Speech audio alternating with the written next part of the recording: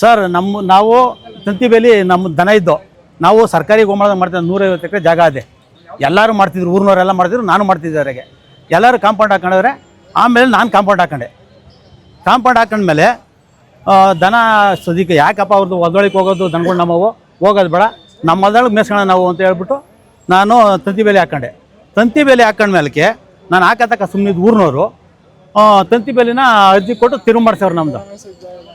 ನಮ್ಮ ದನ ಮೇಸಕ್ಕೆ ಜಾಗ ಇಲ್ಲ ಅಂತ ಹೇಳಿ ಹಾಕೊಂಡಿದ್ದೀನಿ ನಾನು. ತಂತಿ ಬೇಲಿ ನಮಗೆ ತಿರುವು ಮಾಡಿಸ್ಬಿಟ್ರು.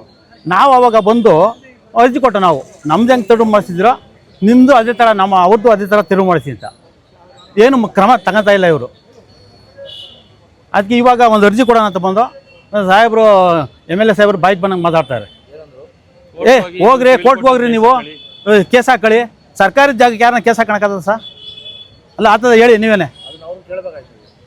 ಹೋಗ್ರಿ ಎಲ್ಲಿ ಗೊತ್ತಿ ನೀನು ಅಂತಂದ್ರೆ ಶಾಸಕರು ಊರಿನವ್ರದ್ದೆಲ್ಲ ಗೊತ್ತು ನನಗೆ. ನಮ್ದು ಹೆಂಗೆ ತೆರವು ಮಾಡ್ತೀರಿ ಹಂಗೆ ಮಾಡಿಸಿ ನೀವು. ಅದ್ರೂ ನಮ್ದು ಈಗ ಏಕೈಕಿ ಬಂದು ನೋಡಿ ಆರ್ ಐ ಮಾಡಿ ಎಲ್ಲ ಕೊಡೋದು ತೋರಿಸು. ನೋಟಿಸ್ ಕೊಟ್ಟಿಲ್ಲ ಮತ್ತು ಹೇಳಿಲ್ಲ, ಏನಿಲ್ಲ. ತಹಸೀಲ್ದಾರ್ನು ನೋಟಿಸ್ ಕೊಟ್ಟರು ಅಂತ ಹೇಳಿ ಬಂದು 7 ದಿನದೊಳಗೆ ತೆರವು ಮಾಡಿದ್ರು. ತೆರವು ಕಟ್ ಮಾಡಿ ಬಂದರು. ನಾನು ಕಿತ್ತು ಬಿಸಾಕ್ಬಿಟ್ಟೆ.